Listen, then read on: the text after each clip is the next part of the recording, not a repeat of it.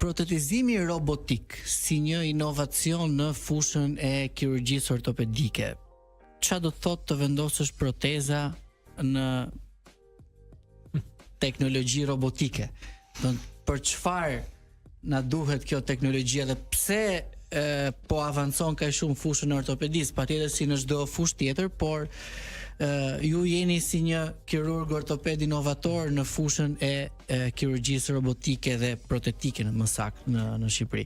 Në fakt besoj të gjitha kanë vënë re avancimin dhe futjen e inteligjencës artificiale në të gjitha fushat e jetës, po gjithashtu edhe në mjekësi. Kam përshtypjen që e keni vënë re dhe një iniciativë vitin e kaluar të kryeministrit për të futur teknologjitë robotike në qendrën spitalore universitare Nën Tereza. Ndërkohë, pavarësisht kësaj dhe përpara kësaj, ne ishim duke zhvilluar mundësitë tona për të futur teknologjitë robotike në implantimin e protezave. Sigurisht me mbështetjen e kompanive që tregtojnë që fusin në vendin tonë, domethënë teknologji të tilla, ne tashmë kemi filluar të bëjmë proteza me robotik. Çdo të thotë kjo gjëja?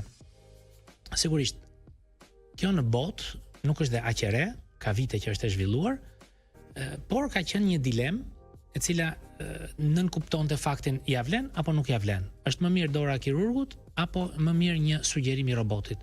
Roboti është një le të themi një database i jashtëzakonshëm që përmban miliona raste kirurgjikale të zgjidhura dhe përpunon të dhënat që ti jep gjatë operacionit, ai ti jep zgjidhjen më të mirë dhe të ndihmon nëpërmjet krahut robotik të veprosh tek pacienti.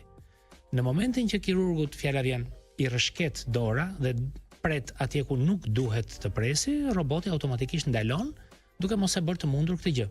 Pra le të themi rrit precizionin dhe saktësinë e vendosjes së një proteze.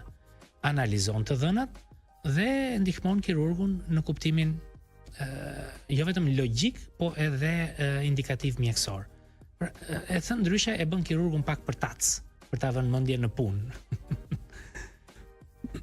Po më shpjego pak kështu si me detaje, domethënë ku e mban ti këtë robotin aty te pacienti? Atëherë, roboti është një pajisje, le të themi e ngjashme me pajisjet tuaja fizioterapeutike.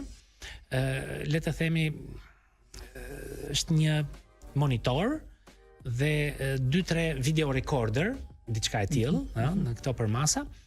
Kjo pajisje lidhet me një Bluetooth, nëpërmjet Bluetoothit me një pajisje doracake, pra të dorës. Pra ka ikur tashmë nocioni i atij robotit të madh me një krah të madh, i cili kirurgu e mban në dorë dhe lëviz aty. Tashmë ky krahu i madh është zhdukur. Ekziston vetëm një vegël punuese e cila lidhet me Bluetooth me aparaturën dhe aparatura merr të dhënat nëpërmjet prekjes, domethënë vepron si një laps,